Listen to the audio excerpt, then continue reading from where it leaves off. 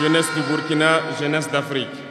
La jeunesse, cette phase de la vie où l'on a assez de force, assez d'énergie. La jeunesse, c'est l'époque où on n'a pas assez de temps. Nous devons profiter du temps qui nous est donné, utiliser l'énergie nécessaire pour atteindre nos objectifs, pour changer le monde, changer notre monde, changer le monde des autres, positivement. L'Afrique fait face à de nombreux défis et on doit se poser des questions. La jeunesse est-elle un atout ou un handicap pour le développement des nations? La réponse est simple et sans équivoque. Les pays développés ont pour la plupart une population vieillissante. Et actuellement, beaucoup de pays ont lancé des programmes pour rajeunir leur population. L'Afrique a cette chance d'avoir une population très jeune. Mais pourquoi l'Afrique n'est-elle pas développée? Et que les pays qui se disent développés cherchent donc à rajeunir leur population. Il faut que nous arrivions donc à transformer notre jeunesse en un véritable atout et un moteur de développement pour notre continent. Pour ce faire, nous avons besoin d'intégration, nous avons besoin de sécurité, de développement, nous avons besoin de nous unir. Nous ne pourrons pas parler d'intégration dans le thème et ne pas parler de l'Union africaine. Parce que c'est cette organisation qui devrait nous unir, créer l'intégration réelle. Mais nous sommes au regret de voir ces guerres qui persistent sur le continent africain, qui tuent des millions de jeunes, et que cette organisation, qui est à la tête d'États pourvus d'armées, n'arrive pas à s'organiser pour soutenir certains pays. L'union n'est pas juste un mot. L'union, c'est un symbole. Et nous, jeunes, devrions apprendre leçon de cette situation pour nous unir, pour faire de l'intégration une réalité. J'ai été désagréablement surpris lorsque l'Éthiopie, qui abrite donc le siège de l'Union africaine, vivait un conflit, et quand j'ai vu le Premier ministre se mettre en treillis et annoncer fermer l'université à Addis Abeba pour faire face à la menace, je n'ai pas vu l'action de l'Union africaine pour protéger ces sièges. Les États occidentaux, pour la plupart, voyaient Addis Abeba tomber, ont plié bagages et partir. L'Éthiopie s'est battue, a trouvé une solution interne et vit plus ou moins en paix aujourd'hui. Les enfants du Congo meurent depuis des années. Plusieurs autres conflits, tels au Soudan, existent sur le continent. Nous aurions aimé voir l'Union africaine générer les forces et toutes les stratégies nécessaires pour soutenir ces États pour qu'ils puissent retrouver la paix. Depuis près de 10 ans, le Sahel est le théâtre du terrorisme international. Mais nous ne voyons aucun soutien de ces organisations pour trouver une solution à ce problème.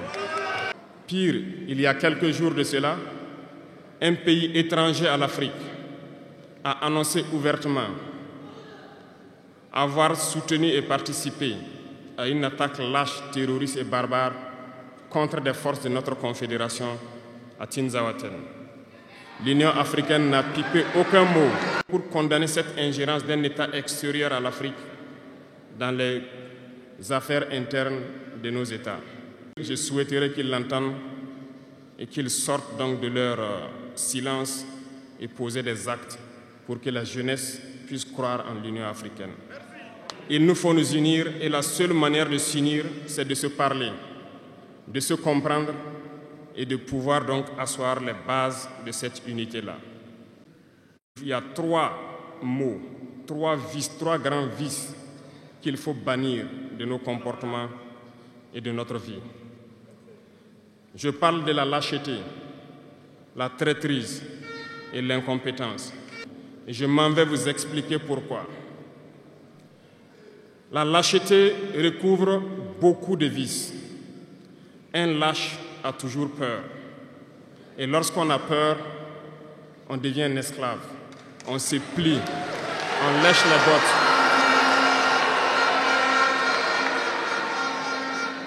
Nos ancêtres n'ont pas été lâches.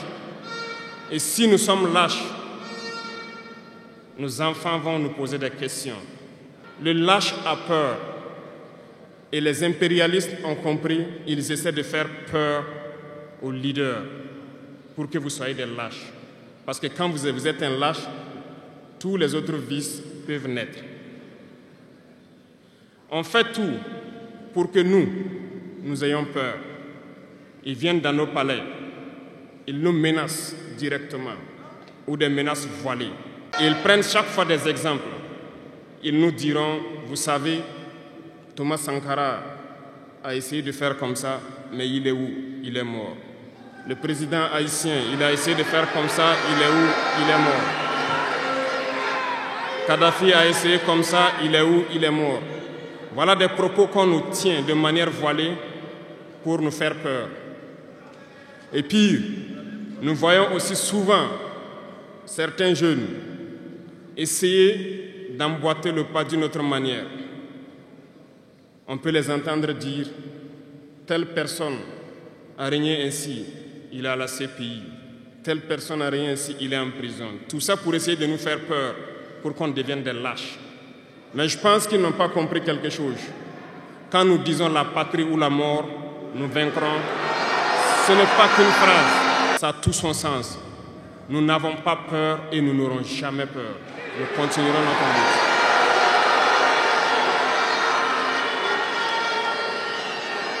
Ils ont fait peur sûrement à beaucoup de chefs d'État africains. Vous voyez, souvent quand on s'exprime ou lorsqu'on a l'occasion d'être dans certaines situations à l'extérieur, nous tenons souvent des propos pour interpeller les chefs d'État africains pour qu'on se réveille, prendre soin de notre jeunesse pour pouvoir amorcer notre développement réel. Nous sommes souvent mal compris. Certains ont riposté publiquement à nos propos parce qu'ils se sentent indexés. Mais je peux vous assurer, jeunesse, que lorsque nous nous retrouvons dans les couloirs, ces mêmes chefs d'État nous disent « Vous êtes sur la bonne voie, c'est ce qu'il faut faire pour que l'Afrique puisse s'en sortir. » Alors, nous leur posons des questions à savoir pourquoi vous ne faites pas comme nous, pourquoi vous ne nous accompagnez pas. Certains nous disent qu'ils ont les mains liées, certains nous disent qu'ils ne peuvent pas. Chers aînés, chefs d'État africains, du haut de cette tribune, donc, je souhaiterais dire que les peuples africains sont les peuples les plus pacifiques. Lorsque vous reconnaissez un tort, il faut le dire au peuple. Que nous n'ayons pas peur demain de sortir et dire au peuple « Nous nous excusons, nous avions été compromis, nous avons des biens mal acquis, on nous a compromis par plusieurs choses et que nous demandons pardon et nous revenons sur la bonne voie. » Et de commencer à travailler réellement pour l'indépendance de nos États et notre émancipation. Et je pense que c'est possible. Si nous restons dans cette posture de peur, nous serons lâches et l'histoire nous jugera. Nos enfants poseront des questions, nos petits-enfants poseront des questions. Nous sommes en train d'écrire l'histoire, il n'y a pas de place pour la lâcheté. Si nos ancêtres avaient été lâches, nous ne serions pas là. Souvenez-vous, je vous prends un exemple des peuples Bamileke et Bassa, je veux parler des Camerounais. L'Union des populations du Cameroun, qui depuis les années 50 a commencé une lutte implacable contre les colons. Mais ils ont été massacrés. Les armées coloniales françaises en son temps ont déversé des bataillons d'infanterie, des chars, des hélicoptères, ont anéanti des villages entiers. Les tortures les plus inhumaines ont eu lieu en cette période. Vous pourrez faire des recherches sur ce qu'ils appelaient la balançoire ou le bac à ciment. Des centaines de milliers de populations ont été décimées ainsi en Afrique parce qu'ils ont osé demander aux colons de quitter leurs terres. Ça a abouti à une guerre civile qui a duré plusieurs années. C'est pour dire que des gens ont osé, ont affronté à main nue les impérialistes pour que nous soyons là. Il n'y a pas de raison que nous ne puissions pas affronter les impérialistes pour que nos générations à venir puissent vivre. Il y a beaucoup d'exemples à travers l'Afrique d'hommes courageux qui ont refusé d'être lâches, qui ont combattu, qui ont fait face. Eh bien, soyons dignes de ces gens. Nous sommes leurs descendants et soyons dignes d'eux. Un lâche ne peut pas être digne. Ne soyons pas lâches, jeunesse africaine. Parce qu'un lâche est toujours un traître. Et ça va de pair. Des Africains ont été traîtres pour que la traite négrière réussisse en Afrique. C'est parce que des Africains ont été traîtres que la colonisation a pu tenir en Afrique. Interrogeons l'histoire, nous le verrons. Patrice Lumumba a été trahi parce qu'il a osé tenir tête. Et ces mêmes télévisions belges sont venues au Congo pour quelques billets tendus à des individus au Congo pour une interview pour contenter leur population. Et vous avez pu suivre ça. Lumumba nous dérangeait. Il est mort, on est content. C'est de la traîtrise. Beaucoup d'autres héros sont tombés pour que nous soyons là aujourd'hui. Et c'est une technique de l'impérialisme de faire peur aux autres en menant des actions pour réellement créer la terreur. Ça n'a pas commencé aujourd'hui. Je vous prendrai l'exemple d'un guerrier qui s'est battu, Victor Biakaboda. Lisez, vous comprendrez.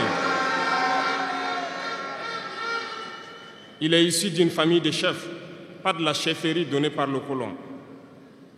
Il était un enfant digne.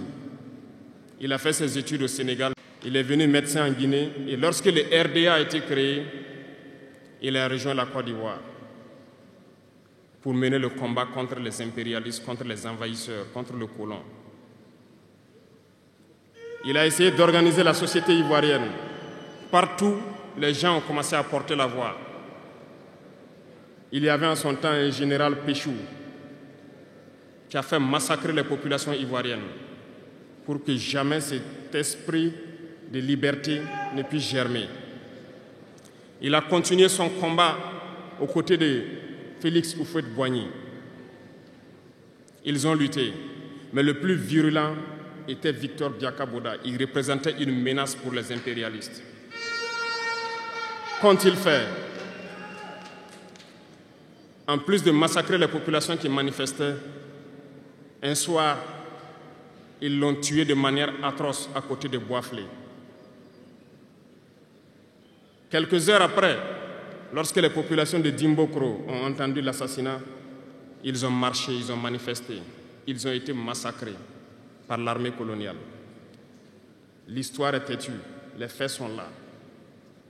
Après sa mort, qui a fait peur à Félix Houphouët-Boigny, ils l'ont appelé et il dit: si vous continuez la lutte, vous connaîtrez le même sort. Il a eu peur et il s'est rallié à l'impérialisme. Il a été nommé ministre en France et plus tard il est venu prendre les rênes de la Côte d'Ivoire. Et ils l'ont utilisé pour éliminer beaucoup d'autres personnes qui osaient lever la voix. Et je pense que Thomas Sankara est un bel exemple.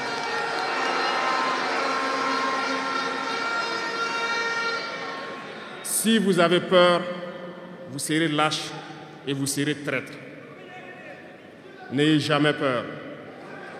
La lutte doit continuer. Il y a beaucoup d'autres exemples à travers le monde. Et il y a ce phénomène qu'ils ont aussi utilisé depuis belle lurette et qu'ils continuent d'utiliser. Voyez-vous, certains individus, par exemple, se sont retrouvés dans d'autres pays et créé, soi-disant, un gouvernement parallèle au gouvernement du Mali. Vous avez entendu cette histoire. Ce n'est qu'une technique qui a existé dans le temps. Je vais vous prendre l'exemple de Ahmed Chalabi, l'Irak. Ce professeur de mathématiques, qui a même été dans le gouvernement irakien, a été récupéré par les impérialistes et il a formé ce semblant de gouvernement parallèle à l'Irak, aux États-Unis. Et on l'a utilisé pour être donc le mouton de sacrifice, parce que c'est à lui qu'on a dit de prononcer publiquement que Saddam Hussein développait des armes de destruction massive. Et il l'a fait. Ils l'ont utilisé. Et cet alibi a été utilisé pour tuer des millions d'enfants en Irak et détruire l'Irak. Et vous savez quel a été le sort de Chalabi? Un soir, après une interview, dans l'interview, il disait même qu'il sait que la CIA est sur son dos. Quelques heures après, il a été retrouvé mort dans son lit, mort de crise cardiaque. Si vous trahissez, vous aurez des fins macabres. C'est ainsi. L'impérialisme n'a pas d'amis. L'impérialisme vous utilise et quand il finit de vous utiliser, il fait de vous ce qu'il veut. Suivez mon regard, vous comprenez de quoi je parle. Ça a toujours été comme ça.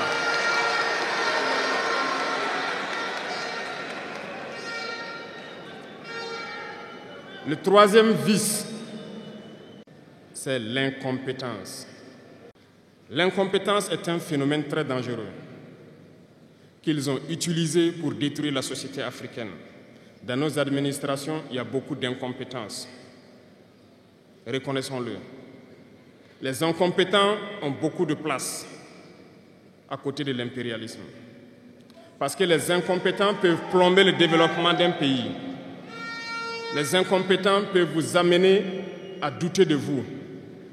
Les incompétents aiment la facilité. Les incompétents aiment tout pour eux seuls. Les incompétents n'aiment pas ceux qui sont compétents. Ils n'aiment pas ceux qui innovent, ceux qui cherchent. Les incompétents sont dangereux. Lorsque vous êtes éclairé, l'incompétent ne vous aime pas. Lorsque vous voulez innover, l'incompétent ne vous aime pas. L'incompétent sait reconnaître celui qui est compétent et il va le combattre jusqu'à son dernier souffle parce qu'il a peur de celui qui est compétent. Cherchez la connaissance. Cherchez la connaissance et travaillez. Travaillez dur pour être compétent. Bannissez l'incompétence. Parce que, à travers les distractions qu'on veut nous faire adopter, on devient incompétent. Je vous prends un exemple. Les réseaux sociaux sont les lieux de publication des informations aujourd'hui. Les gens s'informent à travers Internet et beaucoup de choses.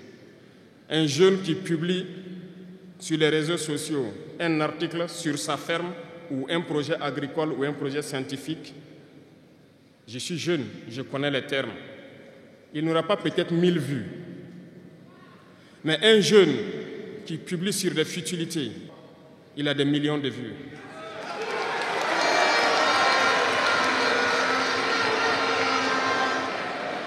Justement, on veut vous faire perdre du temps dans les futilités. Prenez conscience. Intéressons-nous au travail et cherchons la connaissance. Cherchons la compétence. Se distraire, c'est bien, mais on doit travailler d'abord, avant de se distraire. Cherchez la connaissance, sinon vous perdrez du temps à ne rien faire. Et la jeunesse, c'est l'époque, c'est la période où il faut exploiter son temps à bon escient. Les impérialistes le savent. Voilà pourquoi ils vont multiplier tout ce qui est événement de distraction.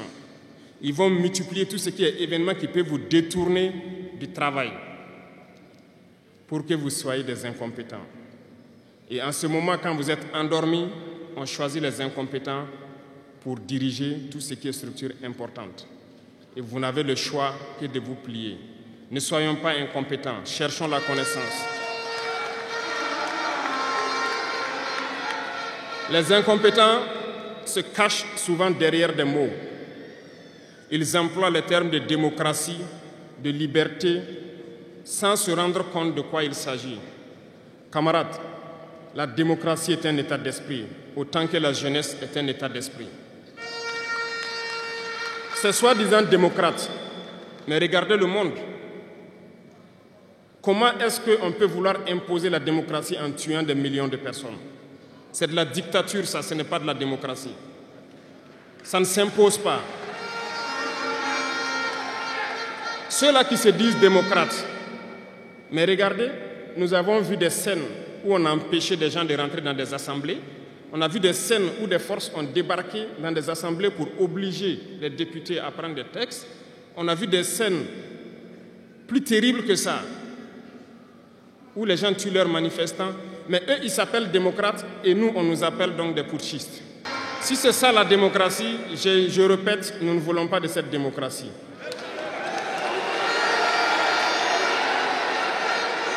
Et quand vous voyez souvent les incompétents, ils ne cherchent pas à savoir quelle est la signification du mot démocratie en réalité. Ils s'accrochent juste à la définition qui lui a donné l'impérialisme et il se met à parler de démocratie sans réellement connaître le fondement. Ça, c'est de l'incompétence. Il faut chercher à connaître, avoir la connaissance, regarder le monde pour redéfinir la démocratie telle que nous le voulons en Afrique. Les incompétents se cachent derrière les libertés. Retenez une chose, il n'y a pas de liberté individuelle qui existe. C'est un fait. Vous pensez vraiment que chacun est libre? La liberté est collective. Tant que nous vivons dans une société avec des règles, la liberté est collective. Parce que si vous ne respectez pas les règles, vous ne pouvez pas vivre dans la société. Si vous êtes libre de parler comme vous voulez, l'autre aussi est libre de vous répondre comme il veut. Ça sera du désordre. Cherchons donc la connaissance, lisons, interrogeons l'histoire. Ne lisez pas l'histoire écrite en leur faveur. Cherchez la connaissance à travers plusieurs sources et vous comprendrez dans l'histoire qui s'est battu pour l'Afrique, comment nous devons nous battre pour continuer cette lutte de nos dévanciers. Et je ne terminerai pas mes propos sans faire un coup de gueule encore au volet de la communication. Parce que, comme je le dis, c'est l'arme fatale de l'impérialisme. Et vous, jeunes, vous devez tout faire pour savoir distinguer le vrai du faux. Nous continuerons à démonter les mensonges des médias impérialistes qui essaient de toujours créer des soucis en Afrique. Parce que ces médias, par leur bouche, ils peuvent vous rendre un roi demain. Par leur bouche, ils peuvent vous faire quitter de votre position de roi et vous rendre un piètre esclave demain. Faites attention. Je suivais une émission, malheureusement, il n'y a pas longtemps, burkinabé, où un jeune journaliste a sorti une phrase qui m'a laissé un peu perplexe. Il parlait de la Corée du Nord. Et le journaliste a dit, mais il meurt de faim en Corée du Nord. A-t-il pris le soin d'aller en Corée du Nord enquêter pour voir vraiment s'il meurt de faim? L'idée que les médias impérialistes ont vendu de la Corée du Nord est plus développée que beaucoup de pays européens. Et parce que ces médias nous disent la Corée du Nord c'est la dictature, les gens meurent de faim, ils sont pauvres, ils n'ont rien, on prend ça ainsi. Mais la Corée du Nord est une puissance nucléaire, comment est-ce qu'ils ont fait?